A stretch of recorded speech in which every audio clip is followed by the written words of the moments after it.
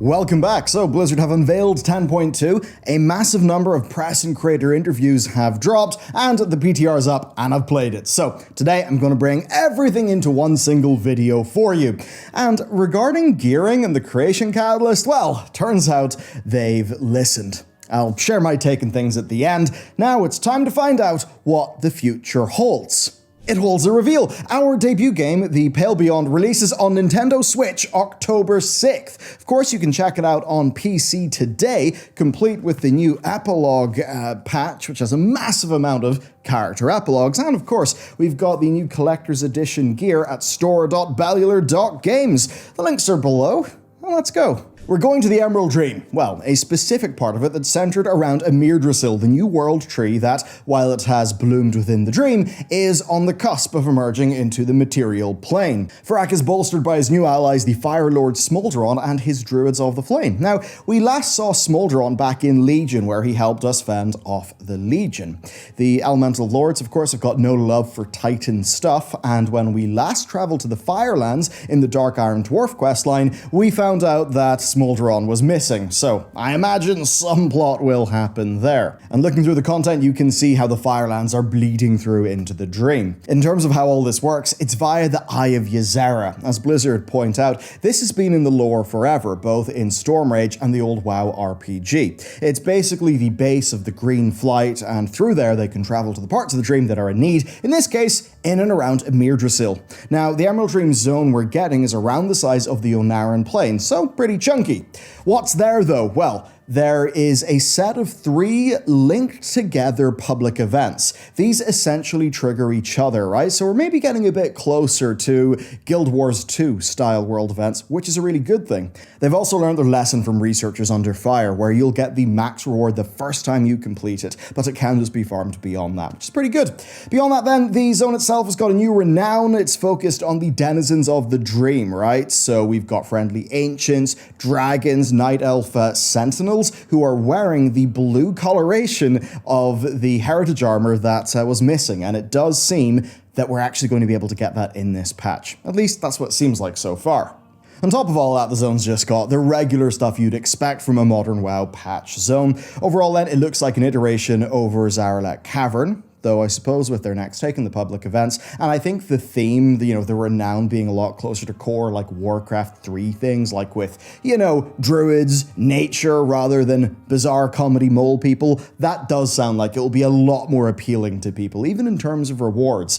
And the zone itself is just a really nice place to be in, I think, certainly, above Zaralek Cavern. Content then. Yggdrasil, the Dream's Hope, is our new 9-boss raid with Farak as the final boss. It seems we'll fight him in both his Visage and Dragon form. Now, this raid is centered in the Wellspring Temple, which is built around an area that basically nourishes Yggdrasil.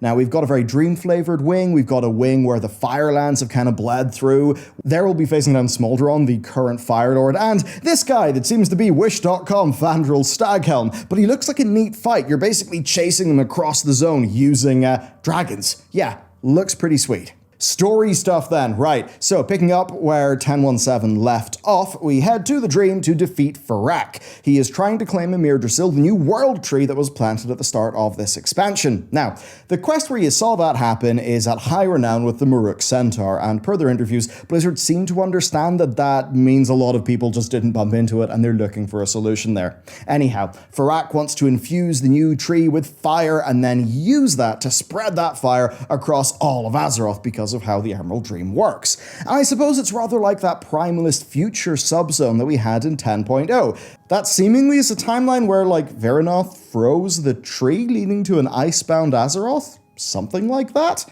Anyway, that's our main story. The question, though, is Farak still following orders from Iridikron, or, with Iridikron currently chilling at the other end of a big void portal, is he just, going for maximum personal power, ushered on by the corrupting effects of that shadow flame? I mean, just listen to this. Just let me in. I mean, who's that other voice? kind of spooky. But that's actually not all, though. The tier plotline will, of course, reach its conclusion, and while Verinoth will be helping us, it does seem that her main mission is actually a side plot with Rathian, where the two basically go to, like, find all the other different dragons, like the Nether dragons, the Storm dragons, and bring them into the fold. So I very much suspect then that this will end with the dragons being kind of unified, though, I mean, come on, none of us have forgotten how Cyntharia is still alive. That's Deathwing's prime consort. She was actually shown to be alive and doing spooky things in the Legion Shaman Order Hall quest. So yeah, that could happen. Is that the end, though? You might be thinking, is this the final patch? It's a bit weird. So, narratively, this is absolutely not the end according to the developers, but they did not confirm nor deny whether patch 10.2 will be the final major content patch of Dragonflight. What the hell does that even mean? Here's a look at the roadmap. It only goes up to 2023. There will be a 2024 one that we will see at BlizzCon. And this is what I imagine for the situation, right? Emir Drasil may be our final raid tier, and 10.2 may be our final major content patch. However, 10.2.5 and 10.2.7 will continue the story, right? Without dropping patch names, I think Blizzard have pretty much kind of confirmed that. I mean, with Farak defeated, the Emerald Dream safe, the flights unified, Nosdor moved through his funky wobbly, the only thing that's going to remain is Iridikron. So here are the options. 1, Iridikron survives until the next expansion, serving a sort of Gul'dan-like role. 2, Iridikron dies. 2A, this is all part of patch 10.3, and we actually do get a full major content patch. Or, option 2B, this is done via a mini-raid that's tied into a Season 4 that would be kind of modeled after Shadowlands Season 4. That's the kind of thing that I would expect. But look, if next year has got a full World of Warcraft expansion coming out in the 4th quarter, and then has 10.2.5, 10.2.7, and then the pre-patch for the new expansion, yeah, that actually does feel like a pretty damn chunky content cadence, especially with that Season 4. A lot better than what we used to get in the past. Characters then. It does seem that most of the Emerald Dream related people will be there. I mean, Aviana's there, Cenarius is there, there's loads and loads of characters around the place. However, if I'm interpreting the Fandy interview correctly, no Malfurion. He is holding down the fort in Ardenweald, apparently. So, your options are this. Number 1, no Malfurion. Number 2, yes Malfurion, but only if you visit the Shadowlands. Ah, the monkey's paw curls. Yeah, I mean, look, an Emerald Dream patch without the major Warcraft character who, like, left his wife to guard the dream for thousands of years while he slept, that does feel wrong, and yeah, I suppose Blizzard's ability in the modern day to displease core Night Elf fans does kind of continue. That said, we don't know the full story just yet. 10.1's outdoor gear was a massive step up visually from what we were used to, and it seems 10.2 is continuing that trend. We can see here some concept art of each version, and from the PTR, here you can actually see what the sets themselves look like. To be honest, I think these look pretty terrific, and we can expect to see plenty of recolors as well. As for tier, I think many of them are looking strong. I'm pretty happy with the Paladin one and the Priest one. I'm not sure why they used a Worgen model for their Hunter preview, but overall, I think this is broadly a strong enough one. Not the best ever, not the worst. Some tints are better than others. Now, the raid itself is going to continue with the whole theme of having very rare drops, and like with patch 10.1, we're getting a legendary. It's called Firalath the Dream Render, and it's Farak's big axe. And it's a strength axe. So, little bit strange the Druids did not get a legendary in the Emerald Dream patch, but actually Druids do get a lot else. So, here's some screenshots of Moonkin forms, right? That looks pretty sick. It was mentioned, though, that raid bosses and secrets would be involved in getting more customizations. The press kit then has this image of a fire form looking Moonkin, and some data mining actually found a HD Firecat. Overall then, that's looking quite strong, and Blizzard described what Druids will be getting as being a bit like the Warlock customizations of patch 10.1.5. Pretty sick, actually. And that's not it for customizations. Blood Elves are actually getting a pass of new customization options as well. Okay, let's go back to rewards. We're getting a new Fey Dragon Dragon Riding mount. On PTR, I got that like immediately on patch day, like it's the first quest did it. I don't know if it'll be like that in the final game, though. There's also some new customizations for the Grotto Nether Drake. I imagine if you didn't get yours via the trading post, that there will be a quest to get one of them somehow. Beyond that then, here is a sample of some other things that we've seen. We've got a new stag mount with some gorgeous animations, another tint of the outdoor set. Likely we'll get many of the critters that they showed off at the press kit, and from perusing around the PTR, basically loads of things that look really nice and very much look sort of Emerald Dream Druidish Warcraft, which I like a lot. For some big ticket items then, Varrock has got the randomly dropping full Drake customization that is his regular fiery form. But then, for Ahead of the Curve, well, it drops the Shadow Flame version, which looks awesome. And by the way, the final boss dropping a mount from Ahead of the Curve, that is actually something that happens, broadly speaking, for the final boss of an expansion. So is that a soft confirmation that there's not a big, raid tier after this? Who knows. For Mythic, then, it drops this. And this is actually the first non-dragon mount that has got dynamic flight enabled, which is the new, dragon riding system that is designed, for the entire game's future going forward.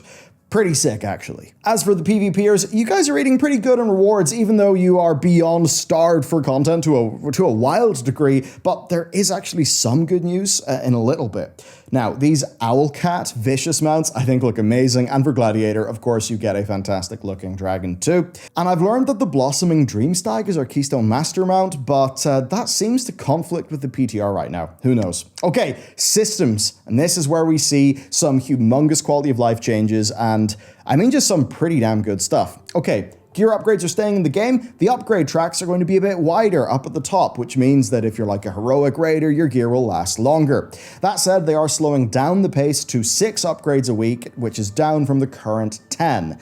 Now remember, that's the rate at which the crest cap goes up. And by the way, I said crest cap, not fragment cap, and that's because fragments have been removed and crests will just live on your currency tab, which is a massive win for bag space. We'll just need to see how the crest drops work. There's another nice thing too. If you are capped on a type of crest, right, and you're doing content that would usually give you that type of crest, the game will actually give you the next crest down instead, which ensures that you feel like your time is better rewarded. And there's another major feature. This one's pretty big. You can trade up crests. So here's an example using current numbers. If you get gear in every slot to item level 411, then the game would allow you to trade Whelpling crests into Drake crests. Drake crests, of course, can take your gear up to item level 424. So that is, that's really pretty damn humongous. I think I just feel so much more freed up to just spend my crests a bit more willy-nilly than trying to game the system. So that, I think, is really good. Also, a nice change is in the Great Vault, where Heroic and Mythic 0 dungeons will count towards the Vault. And that's not a big change for many of us, but given that Heroic dungeon quest that they added in the last patch, it seems to be successful. I think this is a win, and time-walking dungeons will even populate the Vault. Now then, the Catalyst.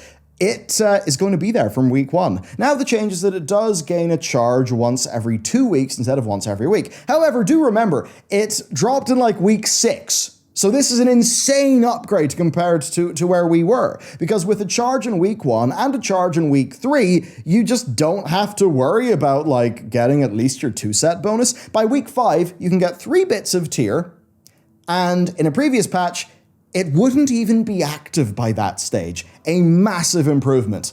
Okay, poor PvPers are not getting new maps, but I think our next expansion is going to try to do something pretty ambitious. And I say that because they have added, intend to, solo queue rated battlegrounds. Yeah, it's bringing an 8-player solo queue rated battleground brawl. The Brawl is basically, I think, testing it for the next expansion, because this is what they did with Solo Shuffle at the end of Shadowlands, and that is exactly what I wanted, right?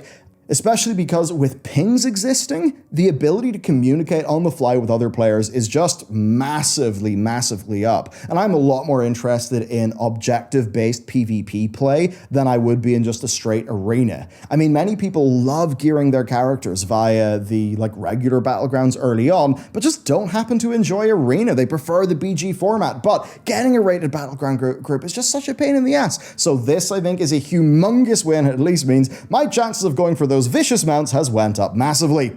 Mythic Plus then, our new pool is Everbloom and Darkheart Thicket, both of which are pretty great. I miss blasting through Darkheart Thicket like I did back in the day. Also, both Dawn of the Infinite Wings are returning, and our final 4 dungeons are Waycrest Manor, Ataldazar, Throne of Tides, and Black Rook Hold. That's not all, we got class changes. Rogues and Demon Hunters are getting, like, pretty sizable talent updates, actually. They're on the roadmap, which suggests it's going to be chunky. And per the interviews and the PTR, well, Disc Priests are getting some love too, with the goal of simplifying our fairly stacked gameplay, which has been a pain point many people have been talking about since the start of this expansion. Then, and almost certainly responding to the Mythic Plus healing difficulty situation, Blizzard are looking to make single target heals more powerful, while reducing the big cooldowns and then making major mana adjustments. Pretty exciting, of course. We'll just have to see how this shapes out over a few iterations of the PTR servers, but basically it's amazing seeing the continued love that classes are getting. Compared to Shadowlands, it's just night and day. They're also updating some class resources on the UI, and Fandy brought up the issue of Blizzard's mouse overcasting falling apart when you try to use extra action buttons, and Morgan said he would raise that with the UI team. Thank you. That was a really frustrating problem. Okay, let's talk about thoughts then. I will say that my initial impression was that the dream looked fairly pedestrian. I kind of wanted it to feel more otherworldly and odd, and I still do feel that, but honestly, flying around it in the PTR, yeah, it looks nice. Now, I have tweaked my brightness, contrast, monitor settings to get an image that I'm happy with. I do think the Blizzard ship World of Warcraft remarkably desaturated, actually, and I think the Emerald Dream really does suffer from that compared to, let's just say back in the day, their colors were very, sometimes eye-searing, but, I mean, they were pretty strong, so, I don't know. Anyway, on my monitor's colors, I liked it.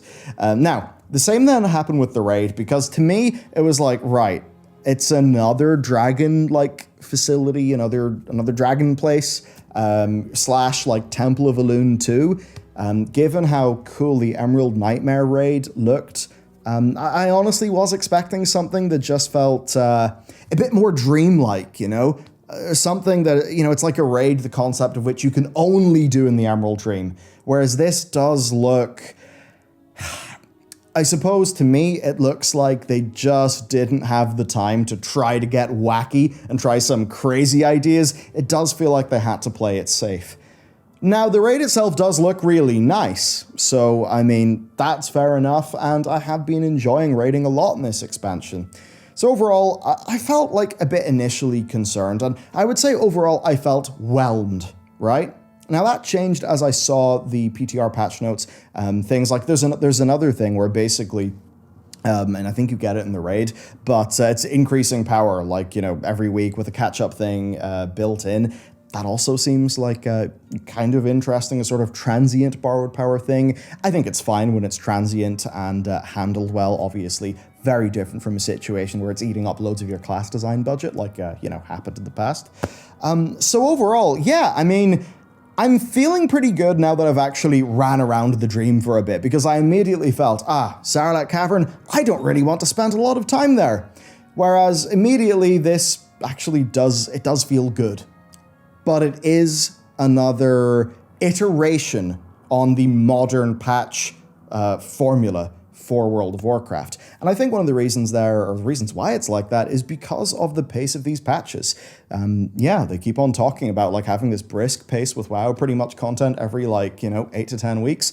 That is pretty damn good. But unlike the days of old, a WoW patch doesn't need to last 6 to 8 months completely on its own anymore, right? Because we get the 0.5s and we get the 0.7s, right? So it is quite a bit better that way. Big picture then, I think the WoWcast left me a little bit underwhelmed when I actually went onto the PTR and looked at things and, saw the data mining come out, the PTR patch notes. Things actually got a little bit better for me. So, I mean, I think that's a good indication that the more that I learned about the thing and the more I saw things from this patch, the better it actually felt. Certainly though, Blizzard, I think you should return to the decently produced BlizzCon presentation style way of introducing patches to your players, because look, there's a bunch of those details that I think people got really excited for that weren't in the WoWcast.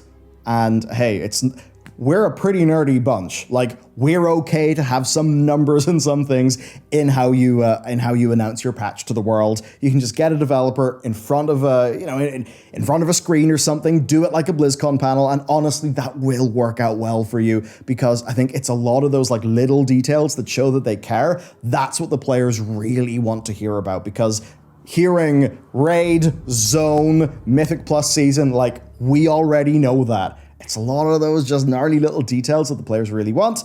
They should try to tell us and, shout from the rooftops those cool little details that show that their developers have listened and cared. Okay, that's it for me. I will be checking out the PTR. Of course, you can follow me on Twitter, by the way. I share a lot more there these days. Or X, I suppose, as we call it now. But anyway, sub to the channel. There will be more content tomorrow, and I'll see you next time.